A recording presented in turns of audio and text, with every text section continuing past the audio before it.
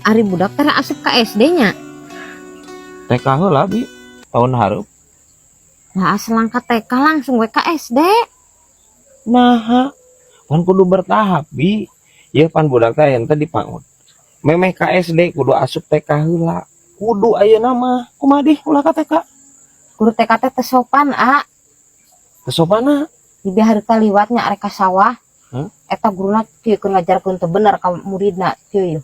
Pada hari Minggu ku turut ayah ke kota, naik delman istimewa ku duduk di muka.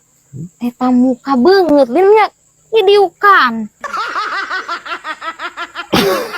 Anjing geus salah paham deui wae ieu bibi aing. Guna ulah siga kitu, ada tukang delman oge jalma atuh kudu dihargaan. Teu kudu didiukan beungeutna. Nya heueuh sih, tapi eta maksudna lagu lain kainya bi. Lain mata ge itu orang ge ya. Namun misalkan ngadengikeun nya, ngadengikeun lagu boh ngadengikeun naon kudu nepi ka beres geura. Pan kaituna teh kudu duduk di muka, kudu duduk di samping Pak Kusir yang sedang bekerja. Maksudna duduk di muka teh lain dina beungeut. Lain dina bebeungetan tukang delman lain. Di samping Pak Kusir, di muka teh dihareup. Dihareup di samping Pak Kusir ngajajar jeung Pak Kusir. Kitu bi.